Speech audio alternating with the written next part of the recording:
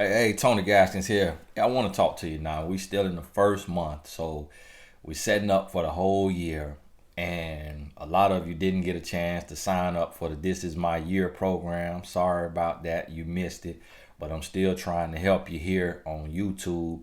And in the relationship space, I want you to understand when I read one time in the good book, in the Holy Bible, that the greatest gift given to mankind is love or charity, which is love. And that hit me. And so, not just love, like loving one another, but when you think about the way we mean love and the way we love, we want love. Everybody wants to grow old with somebody. And so, we have this insatiable desire to connect. And once we connect, it's almost like you know how you hear the term, oh, I could just, eat that baby to pieces, or I could just eat that little baby.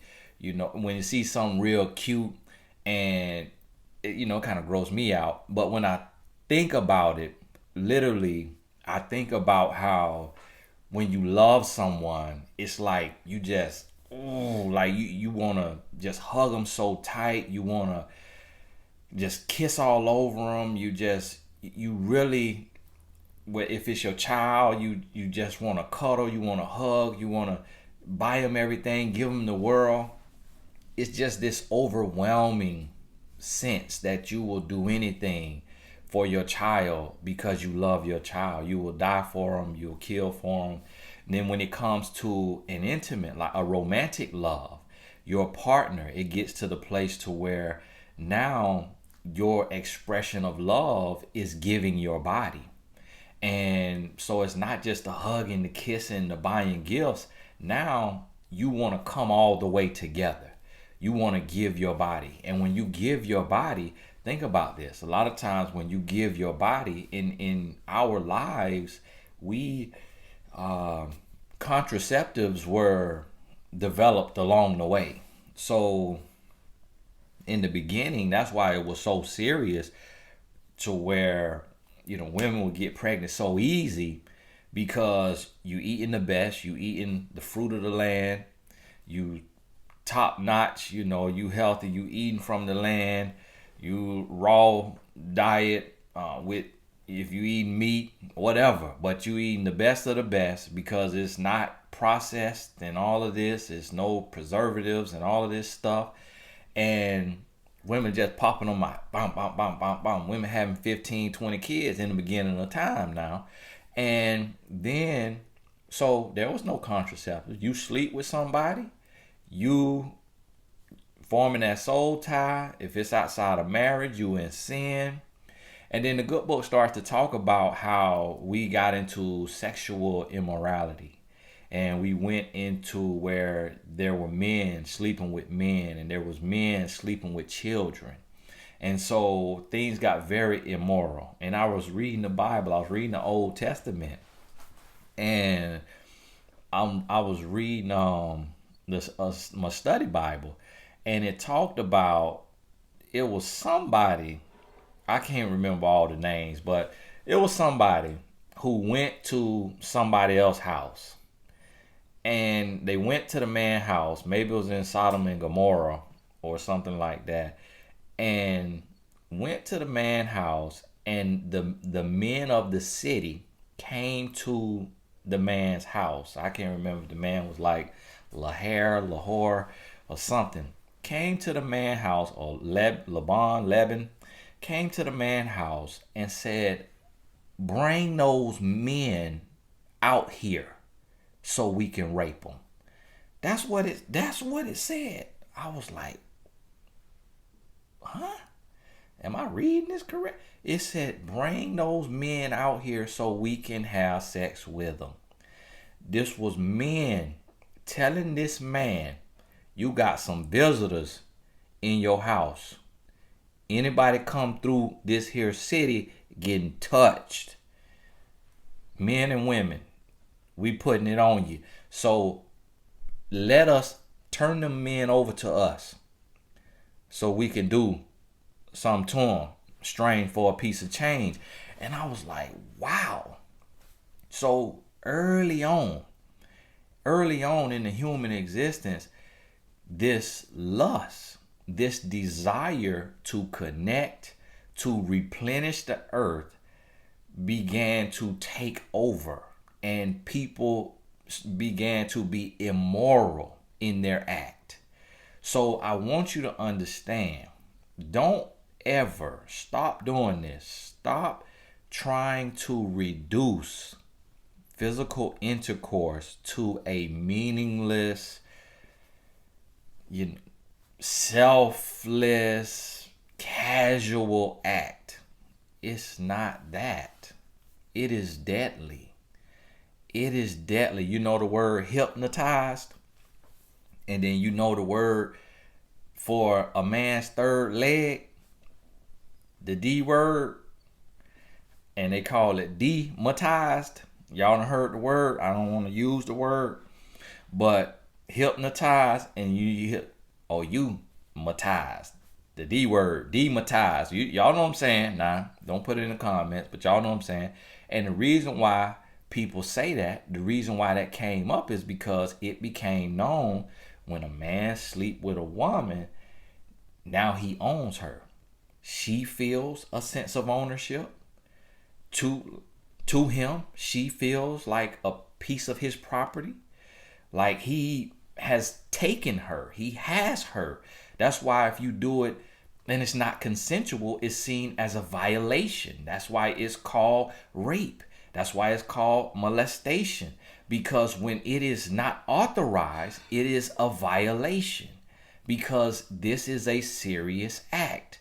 Now, when it is consensual, now what you have to realize is you are still giving your body, man and woman, you are giving your body. And what I need you to understand is that the world is turning, the world is spinning, the universe is at work, and humans on this universe are here.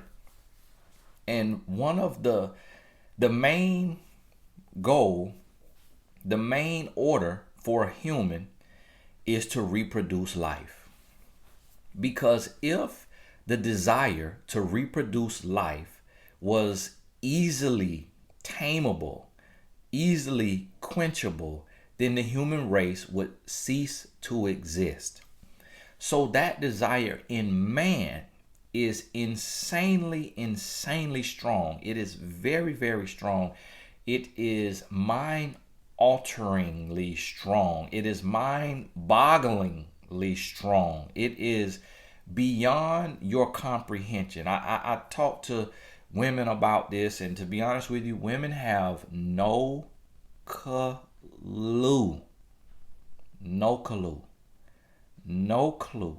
how strong this desire is in men.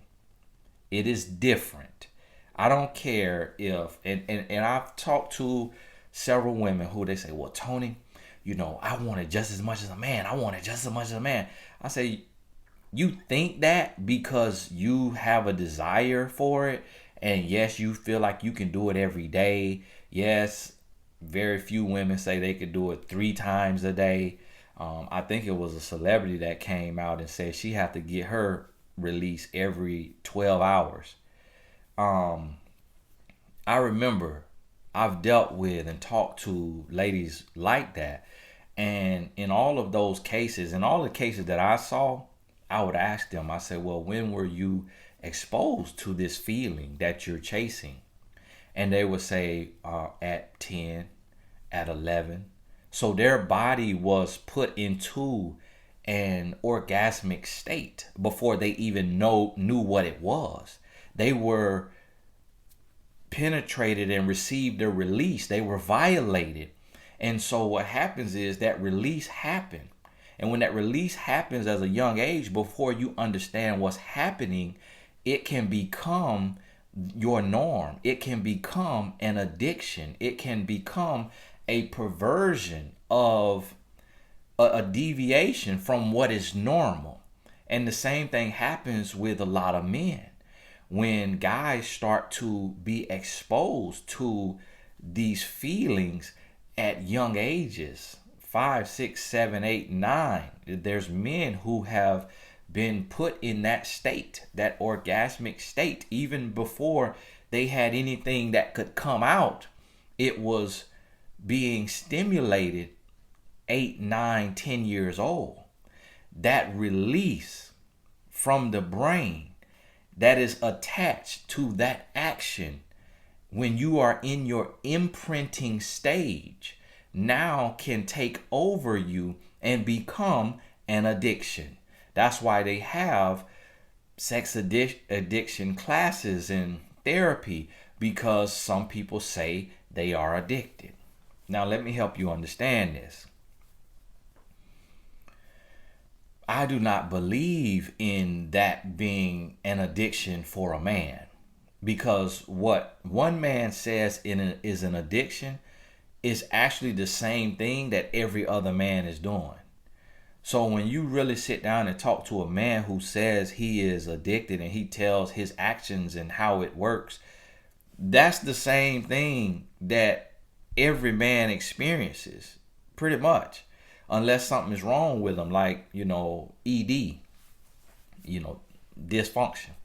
And so we going here now. So pause, I need you to understand this, okay? I need you to understand this. This is the most powerful act on the earth. Human intercourse. It is the most powerful act on the earth, because greater than building a rocket ship, greater than building an airplane, greater than building a car, guess what? All of those minds that created those inventions are a product of human reproduction. What that means is two humans came together. The man deposited into the woman. The woman took and fertilized and birthed a child, which houses a brain, and all which then creates our existence today, which all comes from the so-called simple, casual, normal, everyday act of intercourse. So how can we reduce something to casual when it holds all power? When, if you remove it, the human race cease to exist. If you increase it, the human race is overly populated. Also, because of the misuse of it, because of bacteria, because of it being used improperly, people began to receive a recompense in their body. Now, I don't know what the term recompense means, but the Bible talked about this in the time of when you're talking about Sodom and Gomorrah, of how when they got immoral and became sexually immoral, they started to receive recompense in their body. So to me, what that word was saying to me is that that's when stuff started to happen. Disease, ailments, whether that be similar syphilis, HIV, things of this nature, sexually transmitted diseases. And so when you realize sexually transmitted disease is basically just bacteria's mixing and then fermenting and then producing this bacteria that is a disease. And so, but think about this. Those diseases are created. It doesn't just, you're not a virgin and not swapping spit or swapping genetics, DNA, and just got syphilis. You see what I mean? We have to commit an act of some sort, or somebody committed an act and then it was passed down. So somebody committed an act somewhere, caught the disease. A parent may pass the disease to their innocent child. But it comes from somewhere at some point in the lineage, immoral acts were being done. And innocent people are hurt by this, meaning it could be a person who just had all pure intentions and they slept with the wrong person. But that person had been promiscuous, sleeping with all these different people. And that person received that disease in their body. And then here you are innocent. Here you are innocent. And now you contract the disease. Or if not a disease, now you have a baby on the way. And you may have a baby from somebody, from a man who doesn't even love you, from a man who had no intention of being with you. But because of his immaturity, because of his irresponsibility, and because of your irresponsibility, if you're a woman, you receive a child. So I want you to understand that the greatest key right now in love and relationship today is keeping your legs closed, staying off your back. Men, keep your pants zipped up, and to save yourself. We've all, unless you're a virgin, we've all made the mistake. We've all made the mistake. I made the mistake. And that's why I can see clearly now what they say, hindsight is what? 2020. It is 2020. This is the year of perfect vision. So you got to change your vision. You got to start seeing correctly now. Hindsight is 2020. People say to me, well, Tony, well, you did that. You was out there. You was in sin. You was promiscuous. And now you telling us we need to save ourselves to marry. Well, yeah, of course. You think I'm going to tell you to take the same chances I took? I'm supposed to be laid up in somebody's hospital bed with all kind of recompense in my body. You hear me? I'm supposed to be tore up from the floor up. But the Lord had his hand on me so that he could usher me into doing the work that I'm doing. That's why I do this every day. That's why I serve the way I serve, because I'm not supposed to be here. I'm supposed to win out like Wilt Chamberlain. I think he slept with 100,000 women. I ain't sleep with 100,000 women now, but I think he died of AIDS. Magic Johnson contracted the HIV, and when he caught that HIV and he announced it, now he got some medicine. He got the money to get the medicine. But I know a lot of people with that HIV, and if you don't know, I'm the HIV.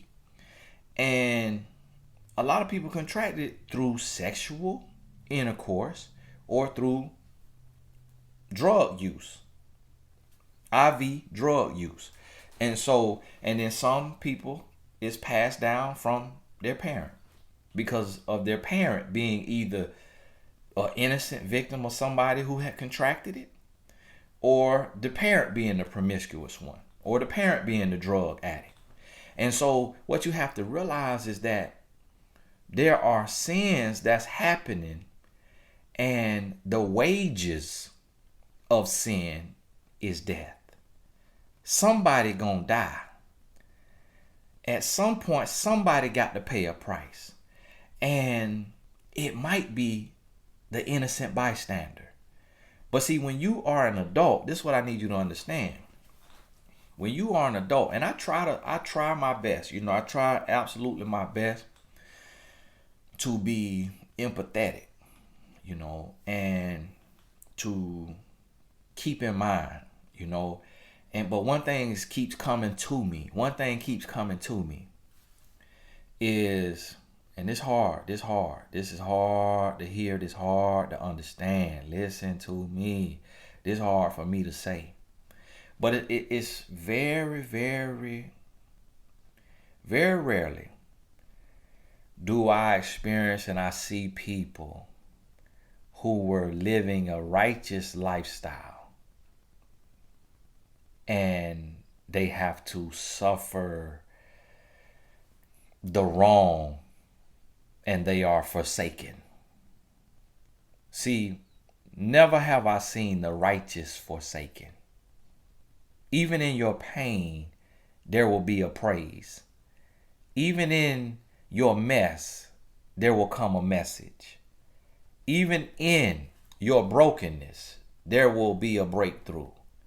See, never have I seen the righteous forsaken. Now, you may have seen somebody forsaken who you thought was righteous. But see, God sees what you cannot see.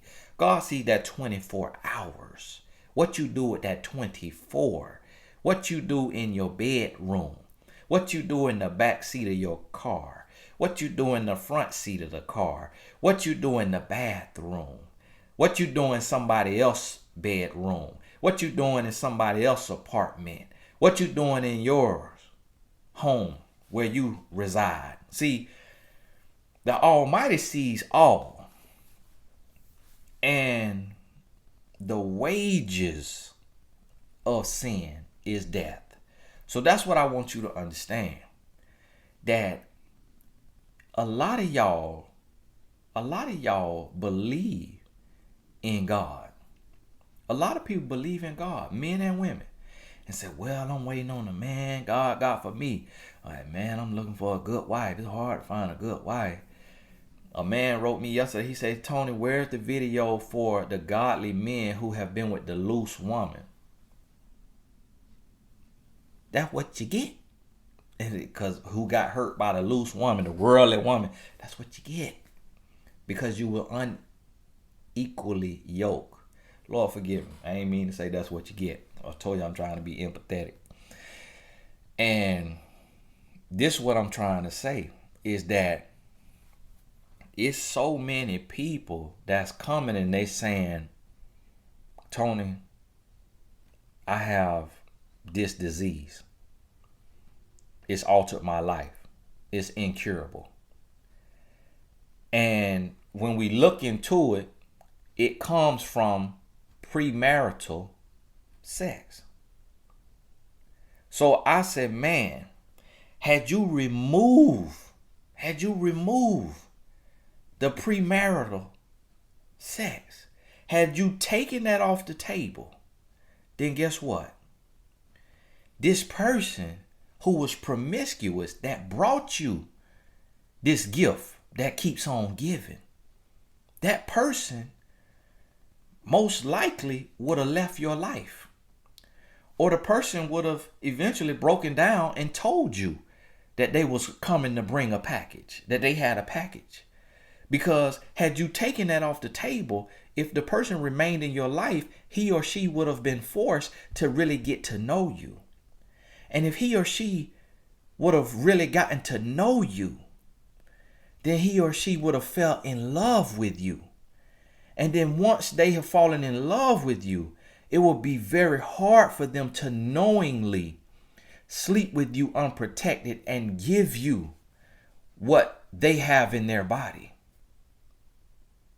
And so, but because there was no guidelines, because there was no righteousness, you end up in the bed. And when you end up in the bed and you outside of a covenant, you outside of the union, you in willing sin. When you're in that place, all is fair game. All is fair game, because the wages of sin is death. Is death. It's not remorse. Open the good book. Google it. It'll take you to the scripture. Google the wages of sin is death. It'll take you to the scripture. It's not remorse. It's not pity. It's not forgiveness. The wages is death. So it don't say when. It don't say who. It don't say how. Because a lot of children are suffering due to the sins of their father, due to the sins of their mother. So I need you to understand that in 2020, the year of perfect vision, you need to start looking at your life in a different way. And to the virgins, stay a virgin. Don't If you a virgin, you watching this, I don't care how old you are. I don't care if you 12. Stay a virgin until you marry. I don't care how hard it is. I don't care if you got to swing from monkey bars. I don't care if you got to do 100 flips. If you need to do yoga every day. Whatever you got to do, remain that way until marriage. If you have already given up your V card, then you need to recommit. You need to rededicate. And it needs to become a society of abstinence. Abstaining until marriage. And if enough people commit themselves and get on board, guess what? Change will start to happen. Change will start to happen. And this one powerful act, if it is reserved for a real union, which has real love, because listen to me now. You got to really fall in love to get married if you've never come together in intercourse. See, when you have intercourse, you distort the picture. See, when you have intercourse, you cannot have love and not even notice it because of the chemicals that's being released from your brain from that act. You could actually be with someone that you strongly dislike. You could actually be with someone that you should not be with at all. But when you get in the bed, you get high. You see what I'm saying? So it's like crack cocaine. See, crack cocaine is killing you. It's actually killing you, and it's killing you slowly, but it's making you feel good on the way to your deathbed.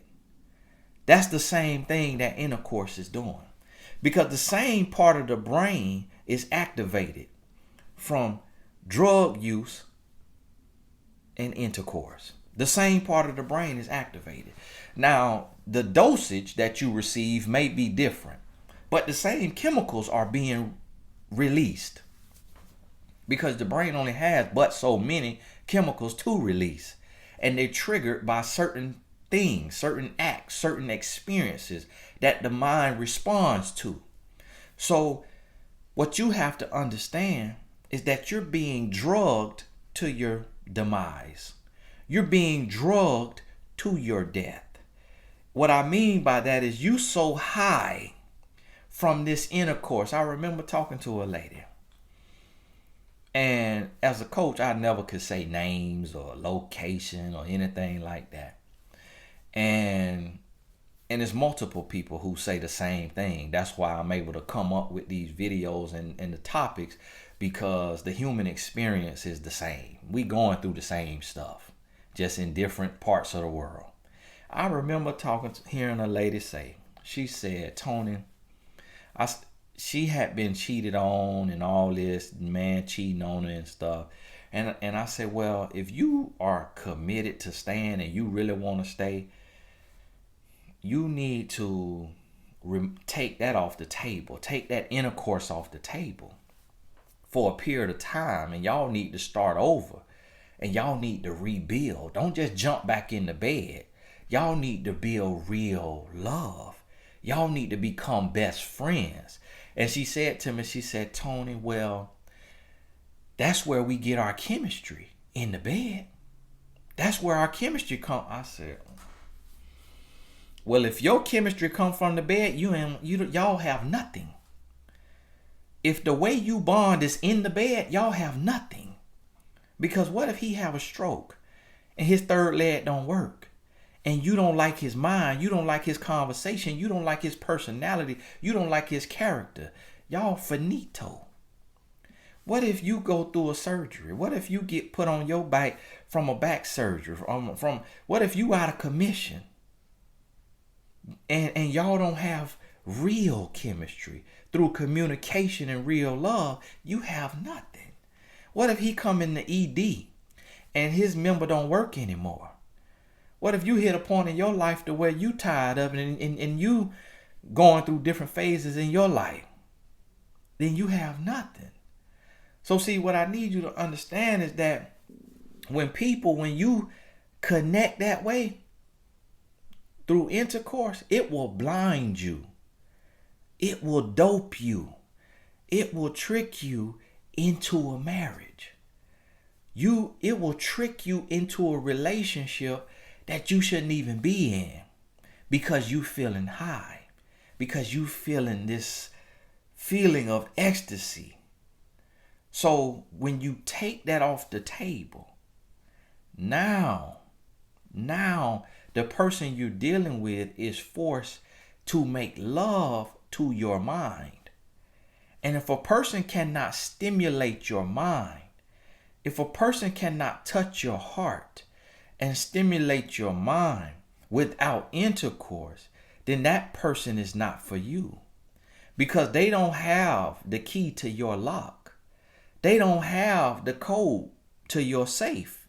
You hear what I'm trying to tell you? So you need somebody that in your conversation, in your communication, in your quality time, it feels euphoric. It feels like you are on cloud nine, that you can fall in love with this person's heart, this person's mind, not with the tricks that they can do in the bed. Because see, a lot of you getting your back broke. And when you get your back broke, then you lose your mind because your spine out of place. So now your mind out of place. So now you thinking you in love, but you hypnotized by the vitamin D. So you so worried about the vitamin D, okay, and the vitamin P and vitamin V, whatever you want to call it, okay. You so locked in on that vitamin that now you addicted. Now you addicted and you can't see straight. You done got knocked cross-eyed. You can't even see straight. You can't think straight. And so now what you call in love is a toxic soul tie. What you call in love is a spiritual and emotional toxic bond to a person that you gave your body to. Because see, what you have to realize, this is what the world doing. This is what the universe doing. It's spinning on an axis. And inside of this universe, we find planet Earth. And inside of planet Earth, we find humans. And inside of these humans, we find the seeds, the semen and the egg, which is intended to come together and move the human race forward. But see, what you have to have is you have to have purity in that union. Because if you are not pure, then you put the universe off its axis. Because everything is energy, everything is vibration. God is a spirit. God is not an old white man with a long beard sitting on a gold chair. God is this air I'm breathing. You see what I'm saying? A lot of people got it confused. A lot of people literally have put a picture in their mind to God. A lot of people done left God and become an atheist because somebody painted Jesus with blonde hair and blue eyes. People done gave up on God because humans done gave God a picture. And those people don't like the picture that another human gave God. God is a spirit. You hear me? So when you get out of alignment of the spiritual realm, when you're supposed to be in covenant with a person before you combine your body with them, before you join juices, before you swapping DNA and chemicals, you're supposed to be in holy matrimony. Because by that point, you've been through the period of patience where you are learning and you are growing and you are getting to know one another. where you are creating love. See, love is not found. Love is created. And it's created by giving of yourself to someone purely, wholly, fully, in bounds, not out of bounds. Love is in bounds. See, lust is out of bounds. Love is in bounds. So when you give that way and you receive that way, now you build real love. And when you have real love, you found, see, the call and the charge of a human is to meet the person, to become love, to be love, to become love. And when you become love, when you operate from love, when you operate from a place of love, true love, pure love, in your heart, mind, spirit, body, when you become love, you will attract love. Love can do nothing other than attract love. Your enemies become your footstool. Your haters start to praise you because you are operating from love. Your haters, your enemies will respect you. They won't attack you because you're operating from love. Love has to be recognized and realized, and it cannot be rejected forever. And those who reject it will pay a price of their own on their road to their destiny or to their fate. But you will eventually attract love if you become love. And when you attract love, listen to me, slow the video down if you need to. Rewind it now. Watch this 3 times if you need to. When you become love, love pays the price. Love is all you need. See, when you become love, you don't have to get on your bike. When you become love, you ain't got to whip out your zipper. When you become love, love pays the price. Love is enough. People say, well, Tony, well, what if I wait and then I don't like it? The only way you don't like it is when you don't have love. But when you fall in love, there's no such thing as bad intercourse. It's all good because you're in love. Because the largest sexual organ is the mind. It's not what's between your legs. It is what's between your ears. It is the mind. This is what senses feeling. This is what senses emotion. This is what produces the release into your bloodstream. The largest sexual organ is the mind. So you got to learn how to make love to the mind, not to the body. Y'all worrying about how long somebody can go. Y'all worrying about the size. Y'all worrying about the aquafina. Y'all worrying about all the wrong stuff. It has to be a love connection, not a physical connection. This is a spiritual and emotional connection because we are spiritual beings having a human experience. So in order to truly connect, your spirits got to be aligned. Your spirits got to be on the same page. See, you going and you connecting with your body. And that's why you 5 years, 10 years, 15, 20 years in, and it's still trash. Your relationship is horrible. You're losing your mind. That's because your spirit is not in alignment with the person that you are with. Therefore, you are not in spiritual harmony. You are not in spiritual unity. You are in spiritual warfare. And that is why your chemistry comes through intercourse, because you need to drug yourself with the release from your brain that comes from that useless and meaningless intercourse that you are having with this spirit that you are not conjoined with, that you are not connected to, that you are not in harmony with, but your bodies have come together. But your spirits are worlds apart. Listen to me. See, a carnal mind will not understand this. So if you don't understand and I'm making no sense to you, that's because you are of another mind. And I am not of that mind. So what I'm saying going to sound absolutely foolish. But if you can understand a word that I'm saying, if you might not understand everything, but if you can get a word, that means the language I'm speaking is inside of you. And that I'm calling this spirit of lust and perversion and promiscuity up out of you. And you may have to pray it on up out of you. Get it on up out of you. You got the power. You got to speak it out of you. And then this is what I'm here to tell you. For all of you so-called sex addicts, for all of you addicts say, I'm an addict. Let me tell you this. Don't give in to it and see what happens. You will not die. You trying to tell me that if you don't have that intercourse, you think you're going to start convulsing? You think you're going to start foaming out the mouth? No. You might feel a little anxiety. You might be, oh my goodness. You might get a little angry. You might get a little frustrated. You might want to punch a pillow or punch a wall. You want to. That's your fingers. Break your fingers. Go punch a punching bag you need to. Do your 100 push-ups. Do your 100 squats. Run your 5 miles. You will not die.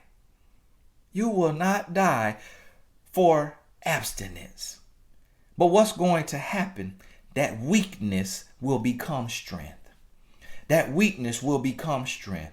Now, it's people who, when you coming off a real drug, a powerful drug, when you coming off that cocaine, now you see those people go through withdrawals to where they may be vomiting, they may be sweating, they may be shivering. But even them, when you get through that storm, it's a rainbow on the other side. And the battle then is not in your body. The battle is in your mind. The battle is in your spirit. So listen to me. Like the girl say, you could delete your HOE-ness. She said you could delete that. Guess what?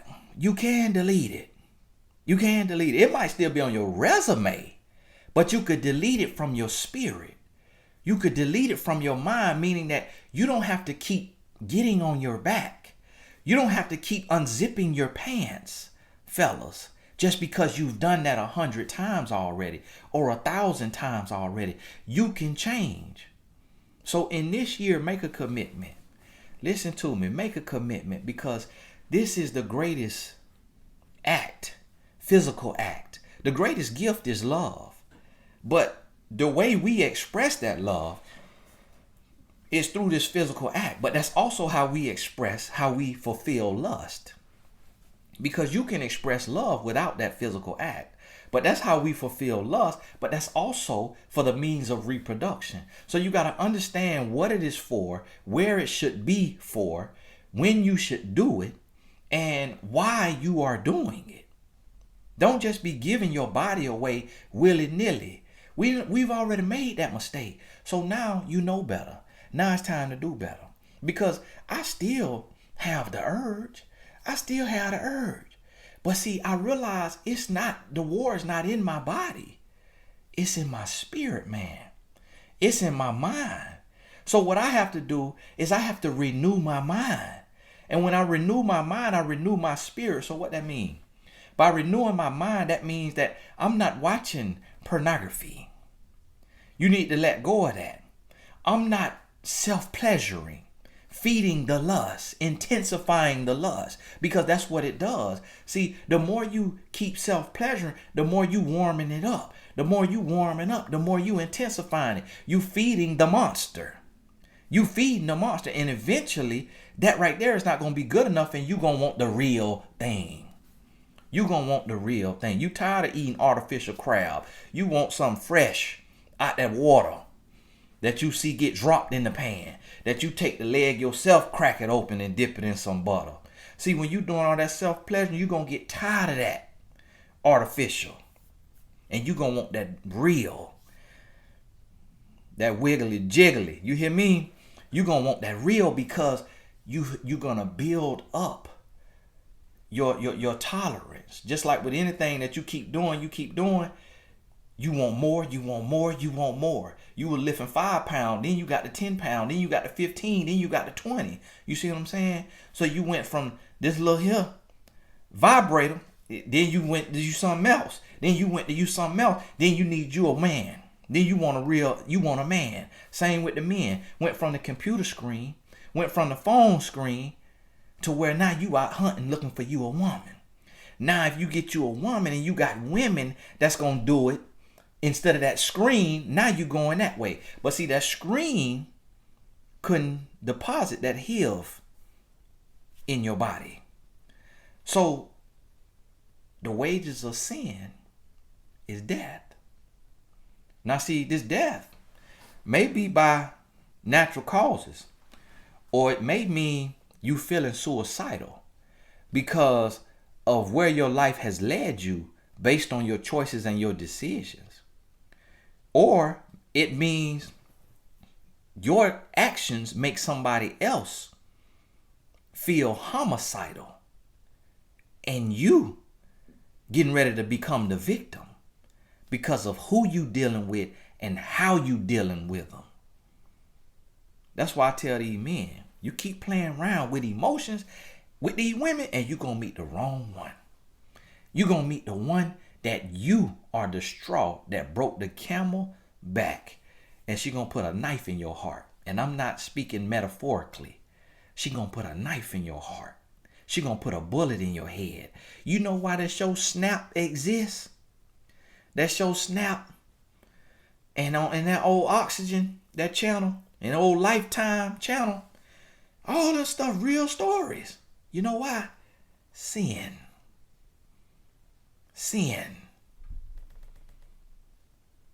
Just being fed, being fostered, being cultivated.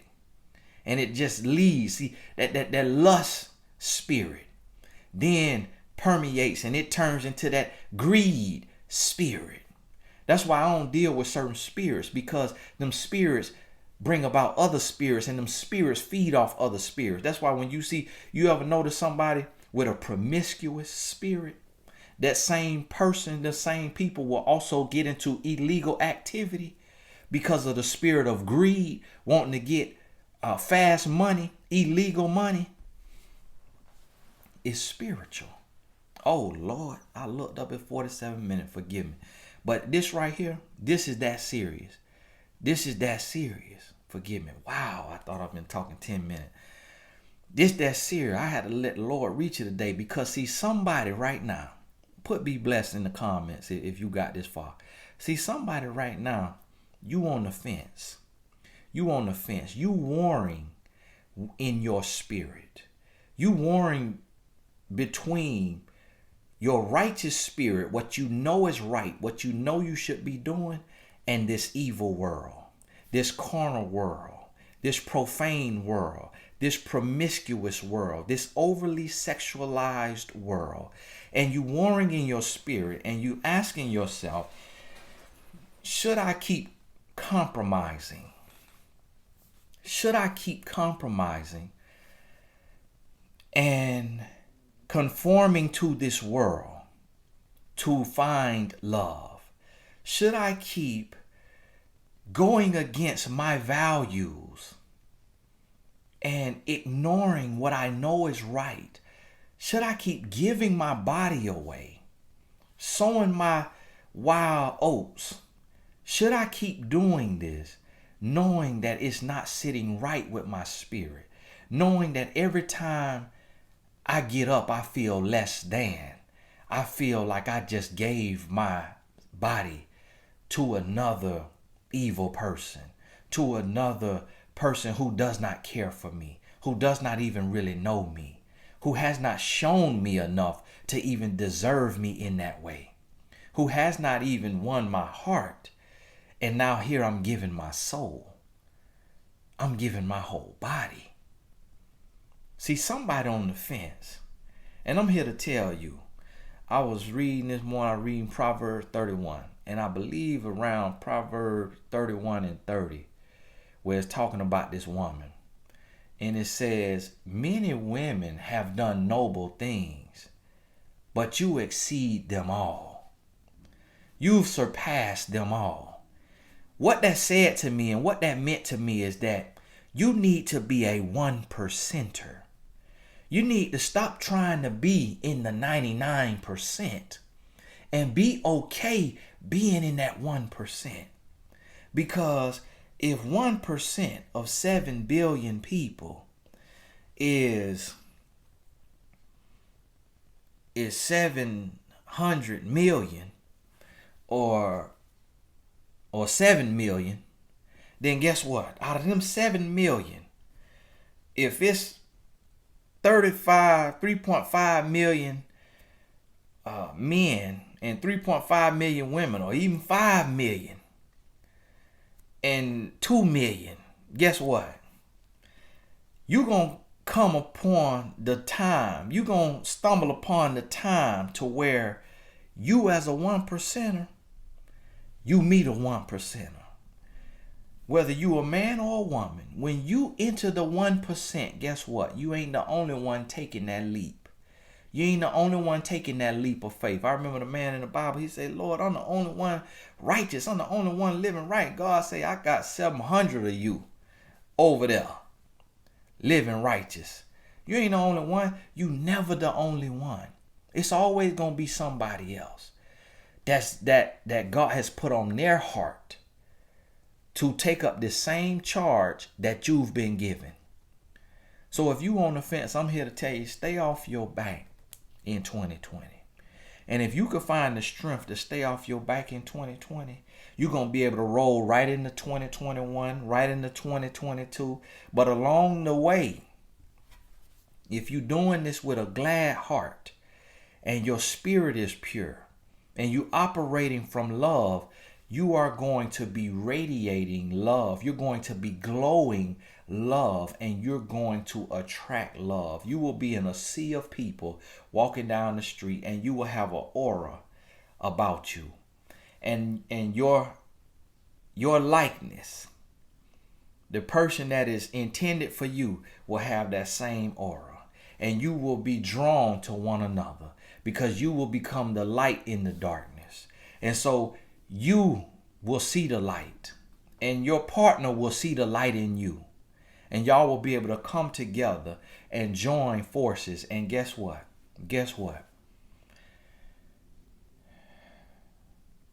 My body tired. Yeah, let me tell you, a lot of y'all ain't dealt with the spirit. When you deal with that spirit and that spirit using you, it'll drain you. But let me tell you something. This is the part right here that I had to get to. This one act that many has reduced as a casual act, this one act of intercourse, sex. If we can take this act and place it inside of a holy matrimony, a union, a covenant, a lifetime commitment before God, beneath God, under God, in God, if we can take and put that act and reserve it for only that union with one person, that union will then produce children who are seeing love manifested, who are seeing and experiencing real love. And when this love is real, it is reinforced. And when it is reinforced, it is passed down. And when it is passed down to your children, children who have experienced love through feeling and through sight, it is extremely hard for a child who has been immersed in love to grow up and be a deviant, to deviate from the right path. It is extremely hard. He or she may do it, but because they were trained up in the way that they should go, they will return. So what happens is, just by placing the sacred act of sex inside of a union, a covenant, you sanctify, you keep this act sanctified and sacred. You create and you build real love. You transfer and you teach and you impart this love into your children in their imprinting stage. They grow up and they are a even better version of you. They become the light in darkness. They attract a light in darkness. They come create a union. They produce more light in darkness. Now, what this is doing, you are single-handedly now becoming a part of the eradication of hate, of violence, of premature pregnancies. Or when I say premature, I mean out of wedlock children, of sexually transmitted disease, of crime, of all of this pain and poverty. All of this can be eradicated through being sexually pure, keeping sex inside of a moral compass, so that you have morals and you have values. And even if you cannot change the entire world, one thing that you do is break the generational curses, and you change your lineage. You change your family. So if your family is the only light in darkness, guess what? When you have peace, you have love. When you have love and you have peace, you produce prosperity. So when you have love, peace, and prosperity, you know no pain. Because even when you are introduced what others will call pain, you have peace in the midst of the pain. You have strength in the midst of the struggle. You see pain differently. You perceive it differently. Pain becomes opportunity for growth instead of room for sulking and sorrow. See, just by keeping love pure, you change your life. You touch the world. You began to change the world. Guess what? I had to grow into this space. So if you've made mistakes like me, you can grow into this space too. Because now I could be sleeping around with multiple women, but I'm keeping the act of sex sacred with my wife, with one woman. All of my mistakes now are behind me. And going forward for the rest of my life, and I've been on this mission for more than a decade now. For the rest of my life, I want to be in purity. I want to be in peace. I want to be in righteousness. I want to do it God's way. Because even though I was in sin before marriage, I still could be in sin now by being in adultery. So I still have to make a choice. And I'm asking you today to make a choice. I'm going to end this before it hit an hour. I'm asking you to make a choice and change your life. Make a decision to change your life and keep your body, keep your love sacred. And then you attract real love. If you're already married, then keep your marriage sacred and pass it to your children, and let your children go and touch the lives of other children and let them grow into an adult and let it change the world. Guess what? This type of child does not become a gang member that's killing people. So you're eradicating crime. This person is not robbing and stealing. This person is not promiscuous and breaking hearts. This person is not a deviant, a criminal, a menace to society. This person is bringing help, hope, and healing to the world. That one act that we call casual has so much power. Hey, this Tony Gaskin. I told y'all gonna get done for an hour now. I ain't even noticed I was this far in. But God bless you. Make sure you check the links in the description if you want to become a member of the channel. And we'll talk soon.